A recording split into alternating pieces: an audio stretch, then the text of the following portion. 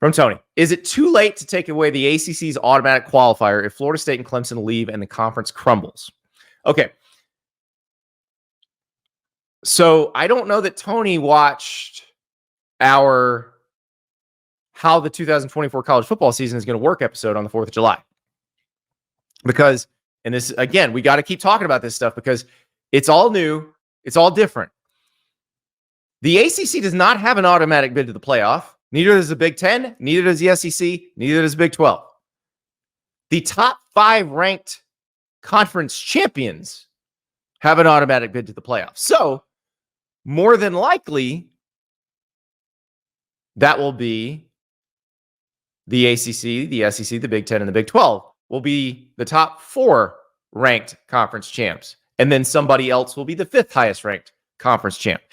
But it's not written in. And that's actually one of the things they were arguing over when they were trying to expand the playoff. It's one of the things that Kevin Warren, when he was the commissioner of the Big Ten, used to hold it up, which was odd because it didn't really matter to the Big Ten. But then we found out they were trying to get their TV deal done without competition. They were talking about codifying it, saying that the automatic bids go to these conferences. Other commissioners and people involved in the creation of the expanded playoff were concerned that that would open them up to potential lawsuits. So that's why they didn't say this automatic bid belongs to this conference. So as far as the playoff system goes, in the event that the ACC were to be radically different from a competitive standpoint or from a creating national title contenders standpoint, it wouldn't change anything. You wouldn't need to change anything. You might reduce the number of automatic bids, which is what they did when the Pac-12 disintegrated. I could see that happening. But it would just change who gets the automatic bid. You know, the Sun Belt or the Mountain West or the American at that point might be better. I don't know that they would be, but their champ might get the nod instead. So that actually is already taken care of. That part is figured out. The other part that Tony mentions, if Florida State and Clemson leave. Now, there was news on that front on Wednesday. There was a ruling in North Carolina in the case where the ACC sued Clemson in the state of North Carolina. Clemson had asked for a stay or a dismissal, which is standard procedure when you get sued. And the judge said, no, the case will go forward. Now, the ACC sent out a statement, trumpeted this as a huge victory for them. We've always said North Carolina is the place where this needs to be decided. Well, that doesn't really change the fact that Florida State is suing you in Florida, Clemson is suing you in South Carolina, and those judges may believe that their states are the better place to decide this because, you know, public universities in their states.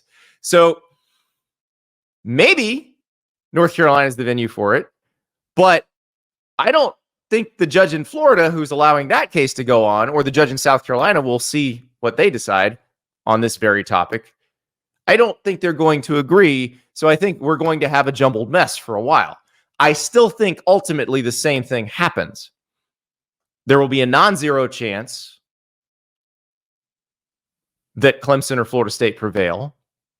And as long as there's a non-zero chance that Clemson or Florida State prevail, the ACC can't afford to go to trial.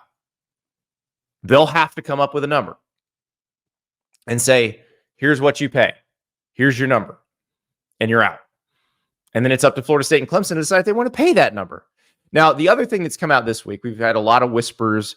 Ross Dellinger at Yahoo mentioned this in a story, but also we've heard it coming out of the Big 12 media days. And I find it hilarious that when everybody in the Big 12 gets together, suddenly there's more talk about realignment.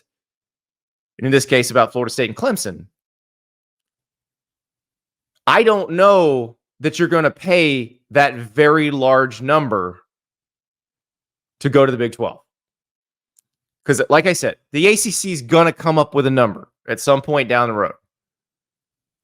But I don't know if going to the Big 12, and look, the Big 12 will be able to do a new TV deal probably, or at least add to its TV deal if they got brands like Florida State and Clemson. I just don't know if it's going to be enough to justify the spend you'd have to make to get out of the ACC. If you could get into the Big Ten or the SEC, yes, you will make enough money. You will break even for a little while, and then you will make more money down the road.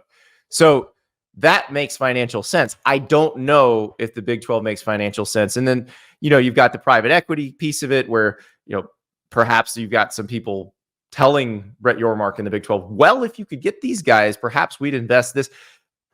That's all fine and good. But it would have to make financial sense for them to do it.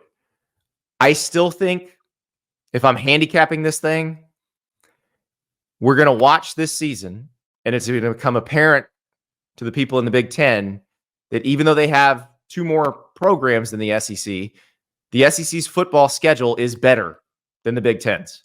It is more fun. It is more watchable. And the Big Ten needs some better brands. And if you sprinkled a bunch of games involving Florida State and Clemson into the Big Ten schedule, it would be a lot closer to what the SEC schedule is in terms of watchability, in terms of a product. So we'll see what happens with Florida State and Clemson. I don't think a resolution is as close as maybe some people have tried to make it out to be this week. I think it's sooner rather than later, but it's not, I don't think, in the next couple of months. It doesn't feel like that right now. It feels like some more stuff has to go on in the courtroom, and there has to be some sort of, like, the ACC is going to have to take a hit to say, you know what? Okay, we now recognize that non-zero chance. And I don't think they've taken that hit yet in court. I don't think they're there yet. So we'll wait and see what happens. But I do find it fascinating / hilarious that when the Big 12 people all get together with a bunch of reporters, suddenly there's a bunch of whispers about Florida State and Clemson to the Big 12. That sounds like wish casting, or I say that, but the folks at the Big 12 and the people they were working with did really do a good job of destabilizing the Pac-12 last year to get what the Big 12 ultimately wanted. So it's not outside the realm of possibility. It will be very interesting to see if the Big 12 has a hand in this, or if there's a consulting firm or somebody whispers in an attempt to destabilize the ACC. I don't really think you have to say very much. The fact that their 2 best football brands are suing them right now, and they are suing them back, probably tells you all you need to know.